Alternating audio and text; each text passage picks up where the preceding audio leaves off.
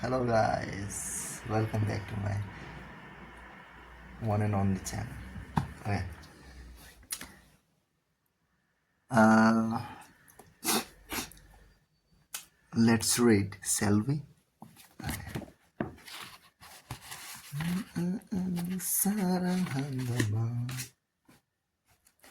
The seducer's victims. The 18 types. Okay. The people around you are all potential victims of a seduction, but first you must know what type of victim you are dealing with.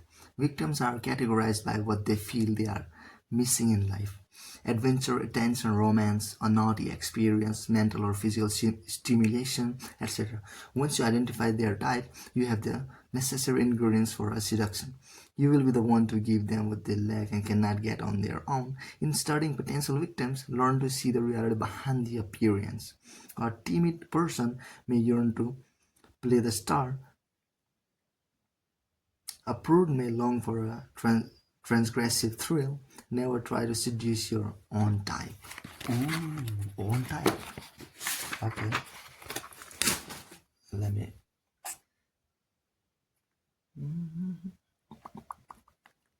Okay. Victim theory. Nobody in this world feels whole and complete. We are all sense some gap in our character, something we need or want but cannot get on our own. When we fall in love, it is often with someone who seems to fill that gap. The process is usually unconscious and depends on luck. We wait for the right person to cross our path, and when we fall for them, we hope they return our love. But the seducer does not leave such things to chance. Look at the people around you, forget their social exterior, their obvious character traits. Look behind all that, focusing on the gaps, the missing pieces in their psyche. This is what the raw material of any seduction. Pay close attention to their clothes, their gestures, their offhand comments, the things in their house, certain looks in their eyes. Get them to talk about their past, particularly past romances, and slowly the outline of those missing pieces will come into view. Understand, people are constantly giving out signals as to what they lack. They long for completeness, whether the illusion of it or the reality. And if it has to come from another person, that person has tremendous power over them. We may call them victims of a seduction, but they are almost always willing victims. This chapter outlines the 18 types of victims, each one of which has a dominant lack. Although your target may well reveal the qualities of more than one type, there is usually a common need that ties them together. Perhaps you see someone as both a new prude and a cross star, but what is common to both is a feeling of repression and therefore a desire to be naughty, along with a fear of not being able or daring enough. In identifying your victims' types, be careful to not be taken in by outward appearances. Both deliberately and unconsciously, we often develop a social exterior designed specifically to disguise our weaknesses and lacks. For instance, you may think you are dealing with someone who is tough and cynical without realizing that deep inside they have a soft sentimental core. They secretly pine for romance, and unless you identify their type and the emotion beneath their toughness, you lose the chance to truly seduce them. Most important, expunge the nasty habit of thinking that other people have the same lacks you do. You may crave comfort and security, but in giving comfort and security to someone else on the assumption they must want them as well, you are more likely smothering and pushing them away. Never try to seduce someone who is of your own type. You will be like two puzzles missing the same part. Okay. The 18 types. The reformed rake or siren. People of this type were once happy-go-lucky seducers who had their way with the opposite sex, but the day came when they were forced to give this up. Someone corralled them into a relationship. They were encountering too much social hostility. They were getting older and decided to settle down. Whether the reason you can be sure they feel some resentment and a sense of loss, as if a limb were missing. We are always trying to recapture pleasures we experienced in the past, but the temptation is particularly great for the reformed rake or siren because the pleasure they found in seduction were intense. These types are ripe for the picking. All that is required is that you cross their path and offer them the opportunity to resume their rakish or siren ways. Their blood will stir and the call of their youth will overwhelm them. It is critical, though, to give these types the illusion that they are the ones doing the seducing with the reformed rake. You must spark his interest indirectly, then let him burn and glow with desire. With the reformed siren, you want to give her the impression that she still has the irresistible power to draw a man in and make him give up everything for her. Remember that what you are offering this type is not another relationship, another constriction, but rather the chance to escape the corral and have some fun. Do not be put off if they are in relationship. Pre-existing commitment is often the perfect foil. If hooking them into a relationship is what you want, hide it as best you can and realize it may not be possible. The record sign is unfaithful by nature. Your ability to spark the old feelings gives you power, but then you will have to live with the consequences of their feckless ways. Okay, feckless ways. The reformed Reagan. The disappointed dreamer. Dreamer, I must be dreamer. The disappointed dreamer. As children, these types probably spend a lot of time alone to entertain themselves. They develop a powerful fantasy life, fed by books and films and other kinds of popular culture. And as they get older, it becomes increasingly difficult to reconcile their fantasy life with reality, and so they are often disappointed by what they get. This is particularly true in relationships. They have been dreaming of romantic roles of danger and excitement, but what they have is lovers with human frailties, the petty weaknesses of everyday life. As years pass, they may force themselves to compromise because otherwise they would have to spend their lives alone, but beneath the surface they are bitter and still hungering for something grand and romantic. You can recognize this type by the books they read and films they go to, the way their ears speak up, the way their ears prick up when told of the real life adventures some people manage to live out in their clothes and home furnishings. A taste for exuberant romance or drama will peek through. They are often trapped in dry relationships, and title comments here and there will reveal their disappointment and inner tension. These types make for excellent and satisfying victims. First, they usually have a great deal of pent-up passion and energy which you can release and focus on yourself. They also have a great imagination and will respond to anything vaguely mysterious or romantic that you offer them. All you need to disguise some of your less than exalted qualities and give them a part of their dream. This could be the chance to live out their adventures or be courted by a chivalrous soul. If you give them a part of what they want, they will imagine the rest. At all costs, do not let reality break the illusion you are creating. One moment of pettiness and they will be gone, more bitterly disappointed than ever. More bitterly disappointed than ever.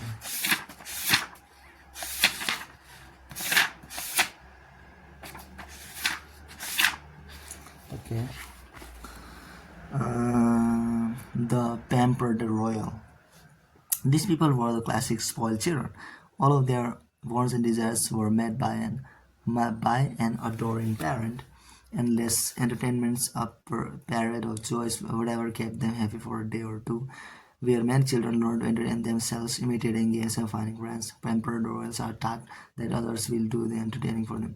Being spoiled, they get lazy, and as they get older, and the parents is no longer there to pamper them, they tend to feel quite bored and restless. Their solution is to find pleasure in variety, to move quickly from person to person, job to job, or place to place before boredom sets in. They do not settle into relationships well because habits and routine of some kind are inevitable in such affairs. But she's less search for variety is tiring for them and comes with a price. Work problems, story of unsatisfying romances, friends scattered across the globe do not make their restlessness and infidelity for reality. What the pampered prince or princess is really looking for is one person, that parental figure, who will give them the spoiling they crave. To seduce this type, be ready to provide a lot of distraction, new places to visit, novel experiences, color, spectacle. You will have to maintain an air of mystery, continually surprising your target with a new side to your character. Variety is the key. Once pampered royals are hooked, they get easier for they will quickly grow independent on you and you can put out less effort. Unless their childhood pampering has made them too difficult and lazy, these types make excellent victims. These types make excellent victims. They will be as loyal to you as they once were to mommy or daddy, but you will have to do much of the work. If you are after a long relationship, disguise it. Offer long-term security to a pampered royal, and you will induce a panic flight. Recognize these types by the turmoil in their past, job changes, travel, short-term relationships, and by the air of aristocracy, no matter their social class, that comes from once being treated like royalty. The new the new prude. Sexual prudery still exists, but it is less common than it was. Prudery, however, is never just about sex. A prude is someone who is excessively concerned with appearances, with what society considers appropriate and acceptable behavior. Prudes rigorously stay within the boundaries of correctness because more than anything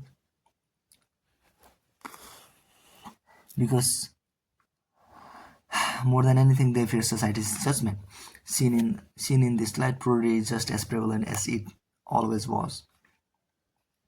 The new prude is excessively concerned with standards of goodness, fairness, loyalty, sensitivity, tastefulness, etc. What makes the new prude tough, as well as the old one, is that deep down they are actually excited and intrigued by guilty transgressive pleasures. Frightened by this attraction, they run in the opposite direction and becomes the most correct of all. They tend to wear drab colors. They certainly are fake fashion tricks, take fashion risks. They can be very judgmental and critical of people who do take risks and are less correct. They are also addicted to routine, which gives them a way to tamp down their inner turmoil. New prudes are secretly oppressed by their correctness and long to transgress. Just as sexual prudes make prime targets for a rake or a side, and the new prude will often be most tempted by someone with a dangerous naughty side. If you desire a new prude, do not be taken in by their judgments of you or their criticisms.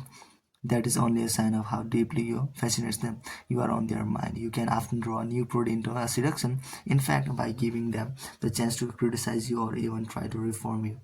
Take nothing of what they say to heart, of course, but now you have the perfect excuse to spend time with them. And new prudes can be seduced simply through being in contact with you. These types actually make excellent and rewarding victims. Once you open them up and get them to let go of their correctness, they are flooded with feelings and energies. They may even overwhelm you. Perhaps they are in a relationship with someone as trapped as they themselves seem to be. Do not be put off. They are simply asleep, waiting to be awakened. Waiting to be awakened. The crushed star. We all want attention, we all want to shine, but with most of us, these desires are fleeting and easily quieted. The problem with cross star is that at one point in their lives, they did find themselves the center of attention. Perhaps they were beautiful, charming, and effective, uh, effervescent. Perhaps they were athletes or had some other talent, but those days are gone.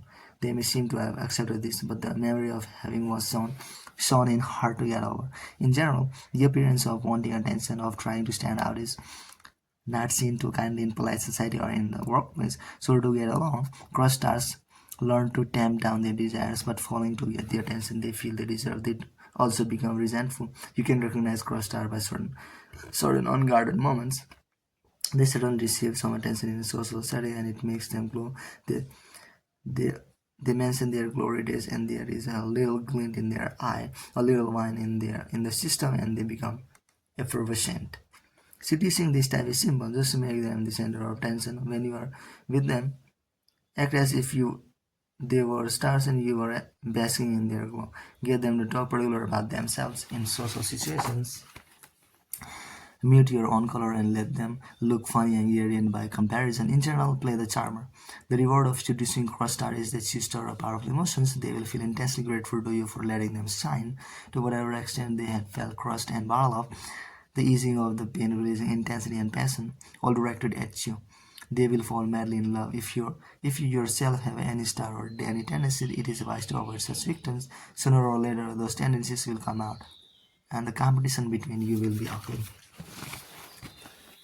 The novice. What separates?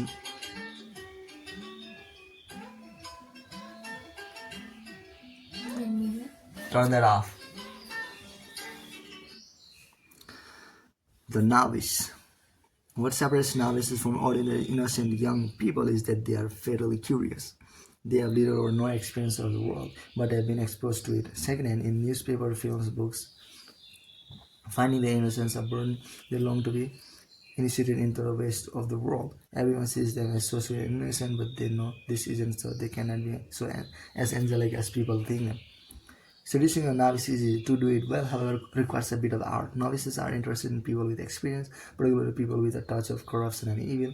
Make that touch too strong, and it will intimidate and frighten them. What works best on novice is a mix of qualities. You are somewhat childlike yourself with a playful spirit.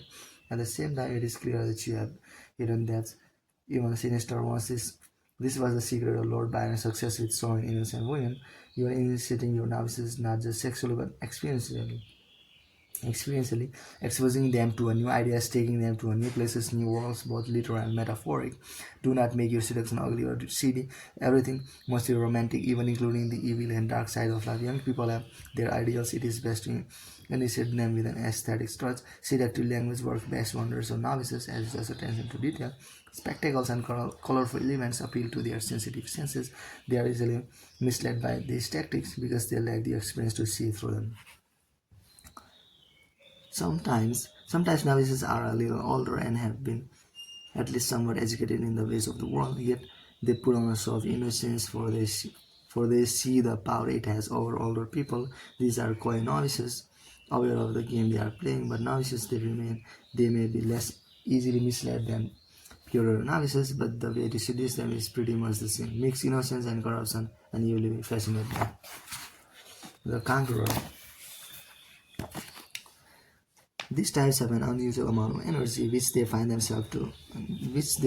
difficult to control. They are always on the prowl for people to conquer, obstacles to surmount. You will not always recognize conquerors by their exterior. They can seem a little shy in social situations and can have a degree of reserve. Look not at their words or appearances, but at their actions in work and in relationships. They love power, and by hook or by crook, they get it.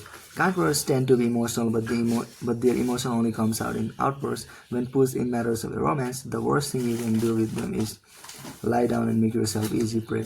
They may take advantage of your weaknesses, but they will quickly discard you and leave you the worse for fear. You want to give conquerors a chance to be aggressive, to overcome some resistance or obstacle before letting them think they have overwhelmed you.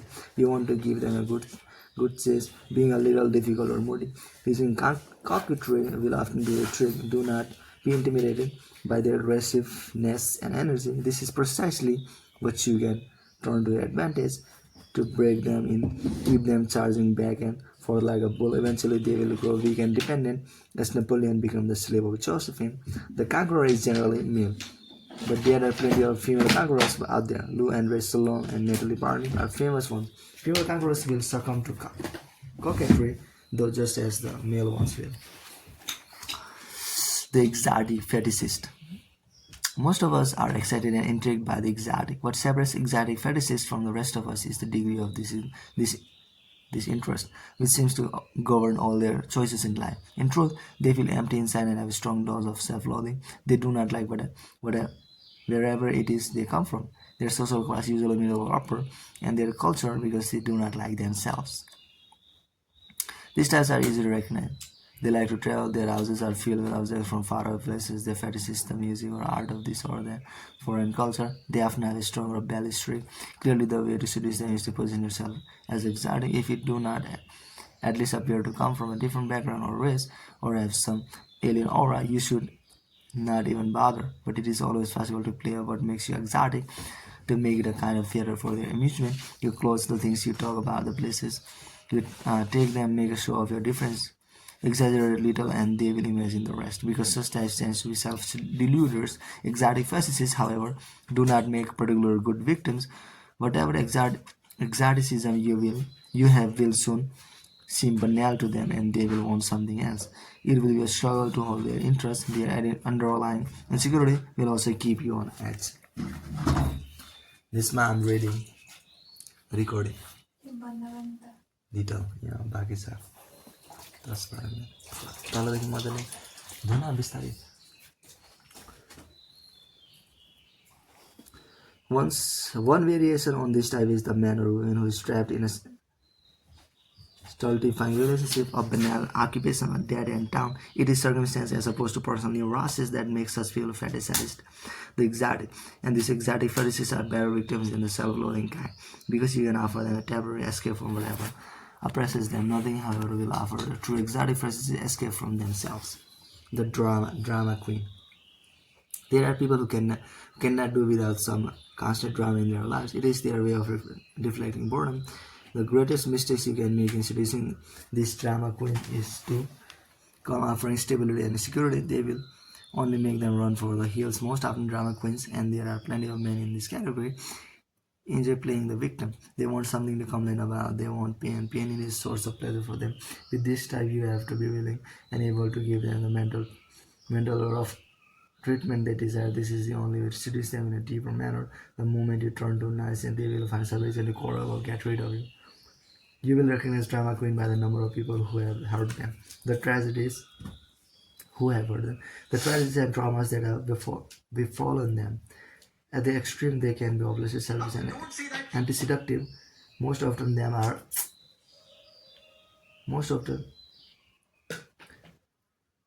but most of them are relatively harmless and will make fine victims if you can live with the storm and drain. If for some reason you want something long-term with this type, you'll constantly have to inject drama into the relationship. For some, this can be an exciting challenge and a source for constantly renewing the relationship.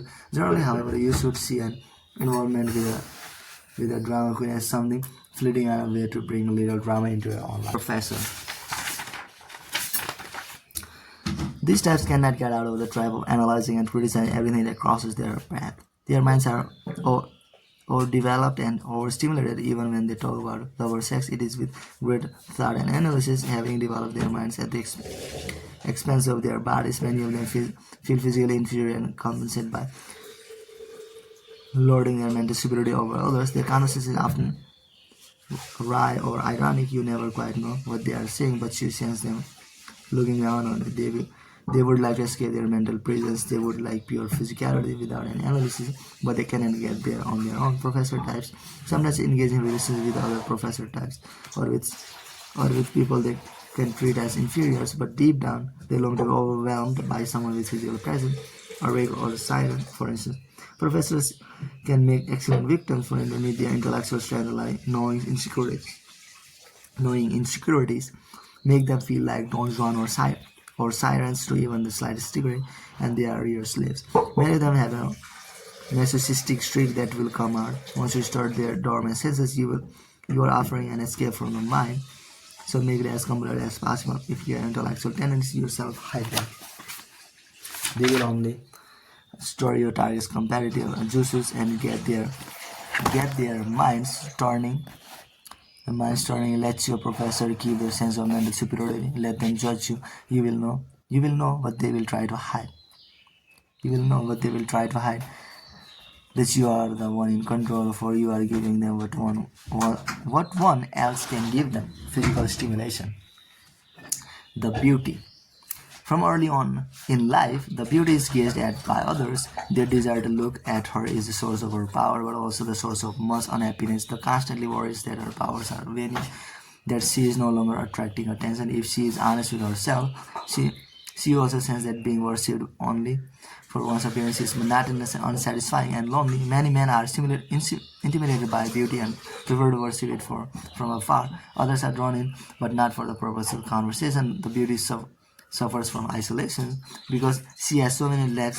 The beauty is relatively easy to seduce, and if done right, you will have won not only a much prized catch, but someone who will grow dependent on what you provide. Most important in the seduction is to validate those parts of the beauty that no one else appreciates. Her intelligence, generally higher than people imagine, her skills, her character. Of course, you must worship her body. You cannot store up any insecurities in the one area in which she knows her strength and the strength one the strength on which she most depends, but she also must worship her mind and soul. Intellectual stimulation will work well on the beauty, distracting her from her doubts and insecurities and making it seem that you value that side of her personality because the beauty is always being looked at.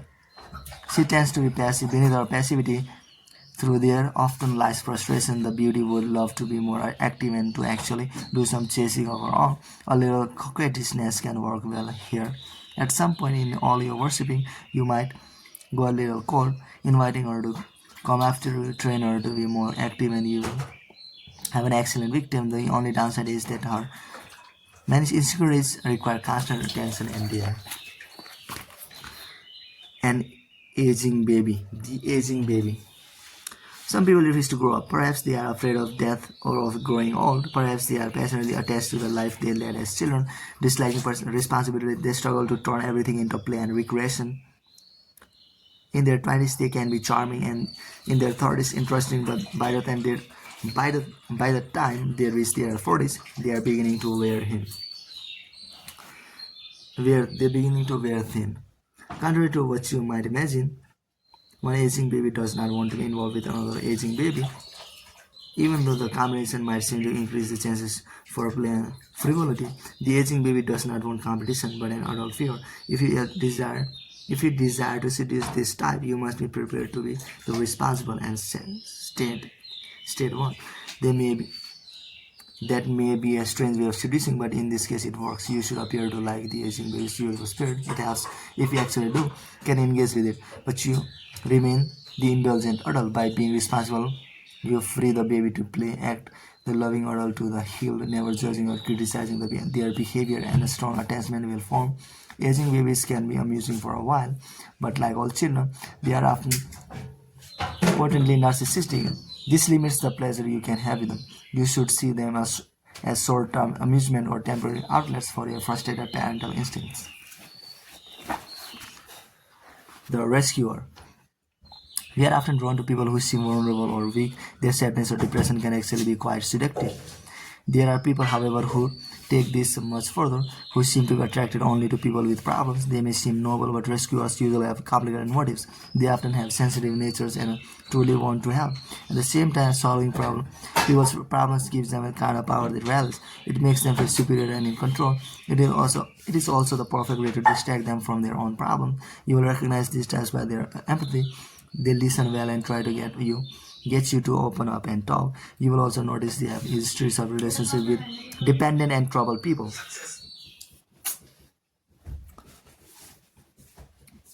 Rescuers can make excellent victims, particularly if you enjoy chivalrous or material attention. If you are a woman, play the damsel in distress, giving a man the chance so many men long for.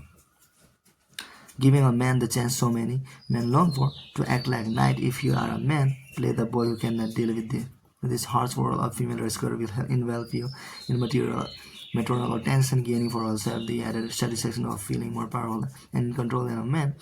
An air of sadness will draw either gender in, exaggerate your weaknesses, but not through overt words or gestures. Let them sense that you have had too little love, that you have had a string of bad relationships, that you have gotten a raw deal in life. Having lured your rescuer in with a chance to help you, you can then store the relationship fires with a steady supply of needs and vulnerabilities. You can also invite moral rescue. You are bad, you have done bad things, you need a stern yet loving hand. In this case, the rescuer gets to feel morally superior, but also the vicarious thrill of involvement with someone naughty. The rope. ROU, the rope. These types have lived the good life and experienced many pleasures, and they probably have or once had a good deal of money to finance their hedonistic lives. On the outside, they tend to seem cynical and jaded, but their worldliness often hides sentimentality that they have struggled to repress. Ruies are consummate seducers, but there is some types that can easily seduce them, the young and the innocent, as they get. As they get older, they hanker after their lost youth, missing their long lost innocence. They begin to covet in it others. If you should want to seduce them, you will probably have to somewhat young and to have retained at least the appearance of innocence. It is easy to play this up, make a show of how little experience you have in the world, how you still see things as a child. It is also good to seem to resist their advances. Ruiz will think it lively and exciting to chase you. You can even seem to dislike or distrust them. They will really spur that will really spur them up. By being the one who resists, you can control the dynamic, and since you have the youth that they are missing, you can maintain the upper hand and make them fall deeply in love. They will often be susceptible to such a fall because they have tamped down their own romantic tendencies for so long that when it bursts forth, they lose control. Never give in to it early, and never let your guard down. Such types can be dangerous. The ideal worshipper. Everyone feels an inner lack, but ideal worshippers have a bigger emptiness than most people. They cannot be satisfied with themselves, so they search the world for searching to worship, something to fill their inner void, to often assume the form of great interest in spiritual matters or in some worthwhile cause. By focusing on something supposedly elevated, they distract themselves from their own void, from what they dislike about themselves. Ideal worshippers are easy to spot. They are the ones pouring their energies into some cause or religion. They often move around over the years, leaving one call for another. The way to seduce these styles is to simply become their object of worship, to take the place of the cause or religions to which they are so dedicated. At first, you may have to seem to share their spiritual interests, joining them in their worship, or perhaps exposing them to a new cause. Eventually, you will displace it. With these types, you have to hide your flaws, or at least to give them a saintly sheen. To be banal, and ideal worshipper will pass you by, but mirror the qualities they aspire to have for themselves, and they will slowly transfer their adoration to you. Keep everything on an elevated plane. Let romance and religion flow into one. Keep two things in mind when seducing this type. First, they tend to have overactive minds, which can make them quite suspicious because they often lack physical stimulation, and because physical stimulation will distract them. Give them some mountain rig, a boat trip, or sex will do the trick. But this takes a lot of work, for their minds are always ticking. Second, they often suffer from low self-esteem. Do not try to raise it. They will see through you, and your efforts at praising them will clash with your own self-image. They are to worship you. You are not to worship them. Idol worshippers make perfectly adequate victims in their short term, but their endless need to search will eventually lead them to look for something new to adore. The sensualist. The sensualist. What makes this type is not their love of pleasure, but their overactive senses. Sometimes they show their scholarly in their appearances, their interest in fashion, color, style, but sometimes it is more subtle. Because they are so sensitive, they are often quite shy, and they will shrink from standing out or being flamboyant. You will recognize them by how responsive they are to their environment, how they cannot stand a room without sunlight, are depressed by certain colors, or excited by certain smells. They happen to live in a culture that defames sensual experiences, except perhaps for the sense of sight. And so what the sensualist lacks is precisely enough sensual experiences to appreciate and relish. The key to seducing them is to aim for their senses, to take them to beautiful places, pay attention to detail, envelop them in a spectacle, and of course, use plenty of physical lures. Sensualists, like animals, can be baited with colors and smells, appeal to as many senses as possible, keeping your targets distracted and weak. The seduction of sensualists are often easy and quick, and you can use the same tactics again and again to keep them integrated. Although it is wise to vary your sensual appeal somewhat, in kind if not in quality. That is how Cleopatra worked on Mark Antony or invertebrate sensualists. These types make super victims because they are relatively docile if you give them what they want. The lonely leader. The lonely leader. Powerful people are not necessarily different from everyone else, but they are treated differently, and this has a big effect on their personalities. Everyone around them tends to be phony and court-like, to have an angel, to want something from them. This makes them suspicious and distrustful and a little hard around the edges, but do not mistake the appearance for the reality. Lonely leaders long to be seduced, to have someone break through their isolation and overwhelm them. The problem is that most people are too intimidated to try or use the kinds of tactics, flattery, charm that they see through and despise. To seduce this types, it is better to act like their equal or even their superior, the kind of treatment they never get. If you are blunt with them, you will seem genuine and they will be touched. You are enough to be honest, even perhaps at some risk. Being blunt with the powerful can be dangerous. Lonely leaders can be made emotional by inflicting some pain, followed by tenderness. This is one of the hardest types to seduce, not only because they are suspicious but also their minds are burdened with cares and responsibilities. They have less mental space for seduction. You will have to be patient and clever, slowly filling their minds with thoughts of you. Succeed though, and you can gain great power in turn. For in their loneliness, they will come to depend on you. The floating gender.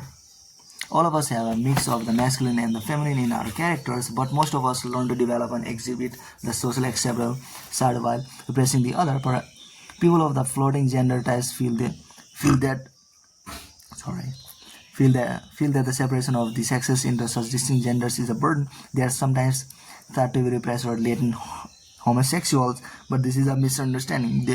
They may well be heterosexual, but their masculine and feminine sides are in flux, and because they may discomfort others if they show it, they learn to repress it, perhaps by going to one extreme. They would actually love to be able to play with their gender, to give full expression to both sides. Many people fall into this type without it's being obvious. A woman may have a masculine energy. A man or developed aesthetic side. Do not look for the obvious signs because these types often go underground, keeping it under wraps. This makes them vulnerable to a powerful seduction. What floating gender types are really looking for is another person of uncertain gender, their counterpart from the opposite sex, so that in your presence they can relax, express the repressed side of their character. If you have such proclivities, this is the one instance where it would be best to seduce the same type of the opposite sex. Each person will store up repressed desire in the other, and will certainly have license to explore all kinds of gender combinations without fear of judgment. If you are not of the floating gender, leave this type alone. You will only inhibit them and create more discomfort. So bye guys, tomorrow is part 2, the seductive process. Okay, so bye, see you later alligator, bye.